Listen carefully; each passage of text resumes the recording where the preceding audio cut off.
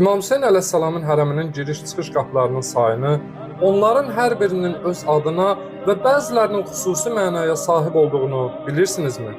Gəlin birlikdə bu müqəddəs qapıları tanımaqla ziyarət zamanı haradan gəlib haraya getdiyimizi, hansı qapının hansı istiqamətə açıldığını öyrənək. İmam Hüseyn əleyhissalamın hərəminin ümumilikdə 10 qapısı var. Bu qapıların hərəsinin öz adı və mənası var. Onlardan 4'ü kişilər üçün, 4'ü isə xanımlar üçündür. Qalan 2 qapı isə elə bir yerdə yerləşir ki, həm xanımlar, həm də kişilər o qapıların sağ və sol tərəfindən girib çıxa bilirlər. Bu qapıların adları və nömrələri hərəmin içərisində açıq və aydın şəkildə yazılır. Çöl tərəfdə isə xüsusi naxışlarla bəzədilmiş qaşların üzərində qapıların adları göstərilir. Bu qapılardan bir nömrəli qapı Babul Qiblə adlanır, yəni Qiblə qapısı. Bu hərəmin ən əsas və ən böyük qapısıdır. Adından bəlli olduğu kimi qiblə istiqamətində yerləşir. Bu qapı ancaq kişilərin giriş-çıxışı üçün nəzərdə tutulur. Cəmaət namazlarının ilk sıraları bu qapıdan daxil olduqda başlayır.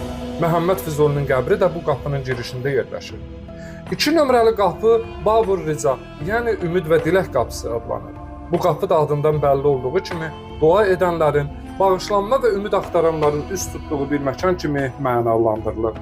Bu qapı ziyarətgahın künc tərəfində ancaq kişilərin giriş-çıxışı üçün nəzərdə tutulur. 3 nömrəli qapı Babul Qaziyəl Hacət adlanır, yəni hacətlərin qəbul olunduğu qapı. Bu qapı Beynül Hərəmeynin künc istiqamətindədir. Həmçinin bu qapı Beynül Hərəmeyn tərəfindən kişilərin giriş-çıxışı üçün nəzərdə tutulur. Bu qapı dua və niyyətlə dolu qəlblərin qapısıdır.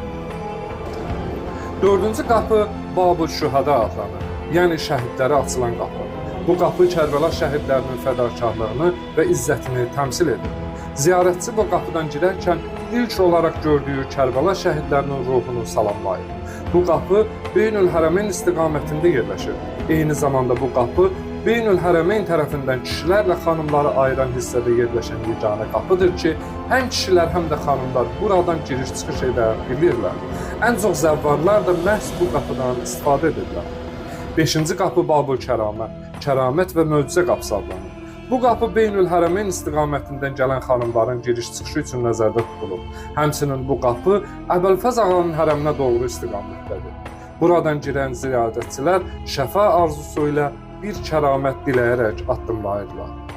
6 nömrəli qapı Babus Salam adlanır, yəni salam və əmramanlıq qapısı. Bu qapı xanımların giriş-çıxışı üçün nəzərdə tutulur. Salam sözünün mənəvi gücünü daşıyan bu qapı ziyarətçinin təvazökarlıqla hərəmə daxil olmasına bir çağırışdır. 7 nömrəli qapı Babus Sidr adlanır. Bu qapının adı Qurani-Kərimdə keçən Sidratul Müntaha ağacına işarə edir.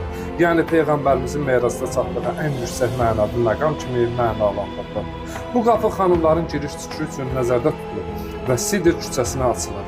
Həmin bu küçə Əli-Əkbər məqamına, Əli-Əsğər məqamına, İmam Zaman əleyhissalamın məqamına və həmçinin Fərəd çayına doğru getmək mümkündür.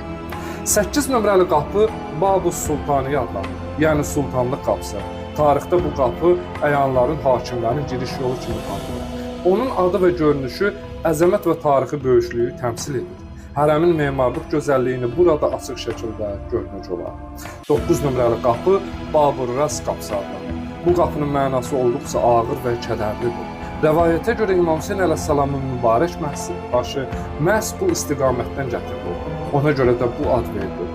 Bu qapı kişilərlə xanımların ayrıcı hissəsində yerləşir və bəzi vaxtlarda kişilər və xanımlar bu qapıların sağ və sol hissəsindən giriş-çıxış edə bilirlər.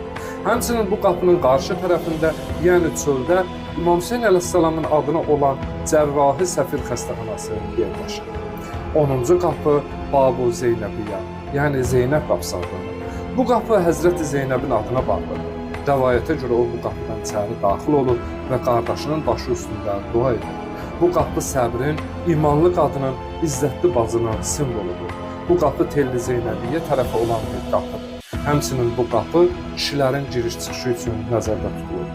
İmam Hüseyn əleyhissalamın hər qapısı təkcə bir giriş deyil, o bir mənəviyyət yoludur. Hər biri könüllərə açılan bir qapıdır. Allah bütün arzusunda olanlara Kərbəlaya getməyi və İmam Hüseyn əleyhissalamın ziyarətini nəsib etsin.